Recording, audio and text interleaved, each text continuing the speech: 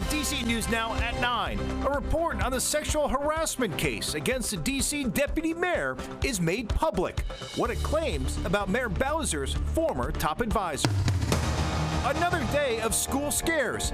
We lay out the timeline as Montgomery County Police try to figure out who's behind them. I'm tracking another soggy weekend. Flash flood watch in place as well. We'll track it in coming up. I would use the bathroom and I would see a girl smoking. Concerns over drug use in Arlington schools. How the county is trying to address what students say is a serious problem. You're watching the station covering all of the DMV. This is DC News Now. Hi, everyone. Thanks for joining us this Friday night for DC News Now at 9 o'clock. I'm Chris Flanagan.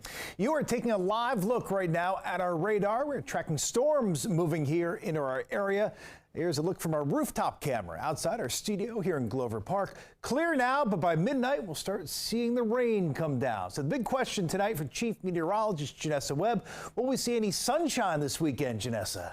That's a no. This weekend, we're not really tracking the stormy activity. It's just rain across our region, which is still far out to our west, not materializing really until after midnight across the region. Live look right now, it's actually pretty beautiful across the DC metro area. No big concerns. I like this for your Friday evening plans. A few clouds that are making their way into the region. Farther east you go to Prince George's County into the Severn area, nice and quiet. And so really the bulk of this moisture still out towards West Virginia. It's taking its time to materialize. And so we're going to continue to watch just very light bands kind of dissipating in nature. Not even isolated activity, but a flood watch is in place until 5 a.m. with, moderate to steady rain really impacting our region overnight into tomorrow morning. This does not impact DC. This is not an event for the DC metro area. It's west of I-81. So hour by hour, temperature is still going to be hovering into the 60s.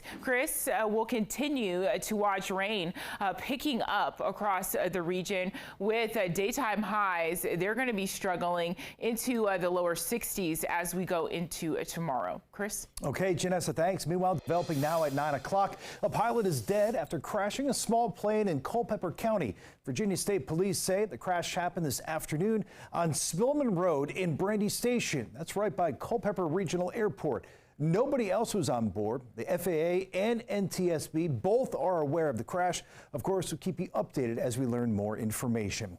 We have new details. Tonight, a jury has convicted a Maryland man for the shooting death of a gas station clerk. You can see here the charges stem from the 2022 murder of Ayalu Wandamu. New surveillance video shows the moments Tory Moore shot Wandamu during an argument at a Shell station in Silver Spring. Moore is also facing trial in the murder of his pregnant girlfriend and unborn child. Police say they found the woman's decomposed body during a search warrant of his home.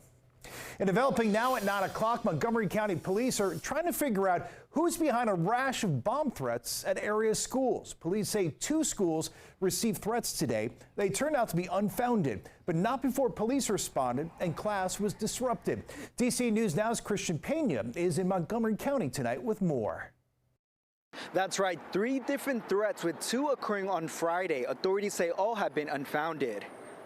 A reported threat now deemed unfounded at Bethesda Elementary School, sparking worries among locals. MCPD posted on social platform X at 1:46 p.m. Friday. They were confirming the validity of the report. Minutes later at 2:01 p.m., authorities announced the threat was determined to be baseless. This comes as students were on lockdown following an incident Friday morning at Walt Whitman High School, another MCPS school. Whitman High School officials telling parents in a letter they received a bomb threat call from an unknown caller at 12:05 p.m. That threat was also unfounded, but students and teachers continue to be alarmed as Bethesda Chevy Chase High School received a swatting call the day prior. Students at Bethesda Chevy Chase High told DC News Now that swatting call worried them. I felt really scared. I was like, what is going on? I was really confused for the most part because they weren't really telling us what was happening. The Montgomery County Police Department did create a task force last year to address these types of school threats. And if you're being directly impacted by any of these threats, MCPS is rolling out mental health services. For now, reporting out of Bethesda, Maryland, I'm Christian Pena, DC News Now. All new tonight, we are getting a look at a redacted report that says a third staffer under one of Mayor Muriel Bowser's top aides was sexually harassed. It comes a week after two other women reached a settlement with the district on similar claims. DC News Now's Daniel Hamburg has been digging into this report tonight. And Daniel, there are really some shocking new details in it. Yeah, that's right, Chris. To start, the report says that third employee didn't file a complaint but was subjected to sexual advances by John Falchicchio and contributed to her leaving the D.C. government. The report says Falchicchio, the former chief of staff and deputy mayor for planning and economic development, was using the office as his dating pool. D.C. Councilmember Brianne Nadeau released a redacted report from independent investigators into sexual harassment allegations against former Deputy Mayor John Falchicchio. The independent investigator called this a modus operandi and that Falchicchio had used the workplace as his own personal dating pool. And I think those are pretty damning assertions. It's new information after last summer the mayor's office of legal counsel substantiated some claims in its report, but independent investigators say that report de-emphasized the clear substantiated evidence of sexual harassment and hostile work environment. This report reveals a third employee under Falchicchio was sexually harassed. There was also information about a consensual relationship that he had with a subordinate. And those are two things that are very concerning. The report makes several recommendations, including amending the definition of sexual harassment in the mayor's policy and specifying how complaints made against high-ranking officials will be independently handled. It has to be clear to our employees that there is a process for them and a procedure for them to go through if something like this happens to them, and it has to be constantly reminded. Other recommendations include expanding avenues for employees to file complaints, both formally and informally, and making sure agencies are conducting annual sexual harassment trainings. This never should have happened, and my heart continues to go out to those who survived this harassment from John Falchicchio. Nadeau says the finding from this investigation will help inform revisions to legislation she introduced last year to require independent third-party investigations when sexual harassment allegations are made against high-level executive branch employees. In the newsroom, Daniel Hamburg, DC News Now. All new tonight, the U.S. State Department is issuing a worldwide travel alert about potential attacks on Pride events. State Department warns foreign terror groups may target events during next month's Pride celebrations. Now, they did not give details of specific threats. All U.S. citizens traveling abroad are told be on alert at public events, especially those celebrating Pride Month. The FBI issued a similar warning about events within the United States earlier this week. D.C.'s Pride Parade, by the way, is Saturday, June 8th. We now know the name of a man gunned down in the Suitland area. We first broke this news last night at 9 o'clock. Prince George's County police say the shooting killed 22-year-old Zamarco Fogg. Detectives do not believe this is a random crime. Fogg's body was found in the parking lot of an apartment on Hillmar Drive. Police are still searching for the person or people responsible. Right, left, right, left, right, box, right, left, right, box, right, left, right, box, right, left, right. That's it. Yeah, looking good there. Some D.C. leaders, including the police chief there, showing off their dance moves tonight at the start of this year's Late Night Hype series. The events are a partnership between the Department of Parks and Rec and D.C. Police. Series of events offer music, dancing, food, and a whole lot of fun, as you can see, for kids and families. There are even video games and talent shows, all in an effort to provide a safe but fun environment for the community. Families can speak to OSSI, Head Start, resources for their children. Their children can get their hair braided. The boys can get their hair cut. We have shea butter, video games, and a plethora of activities that are happening all around. And you can't beat the hype when you have DPR and MPD working closely together. All right, good times out there. The next Late Night Hype is June 7th. It'll run almost every Friday through August 23rd. The location does change every week, so make sure to visit our website to find the details. That is dcnewsnow.com.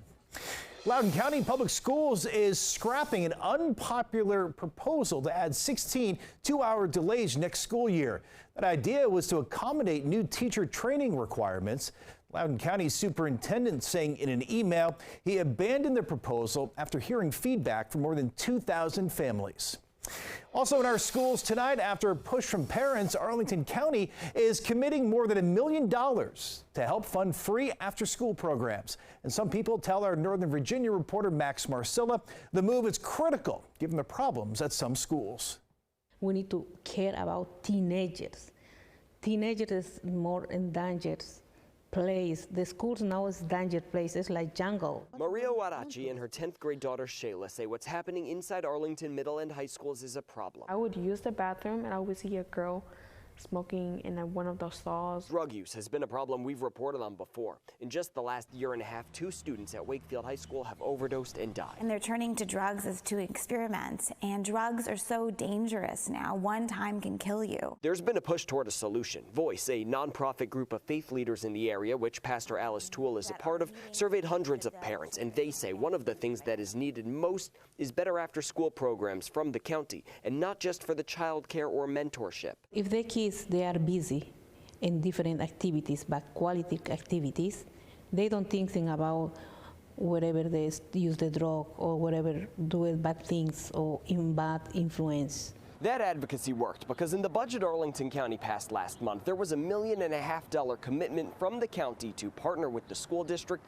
and expand after-school programs over the next few years. There was also money committed to hiring someone whose job it will be to oversee all of those programs. These after-school programs with adults that care and developing the child so they can also care about themselves in the future will save them. The programs will be free to those who need it, which Shayla says is crucial. It's a big goal. Like, they don't have to pay. Their kids can do what they want to do, like activities that they like. Reporting in Arlington, Max Marcella, DC News Now.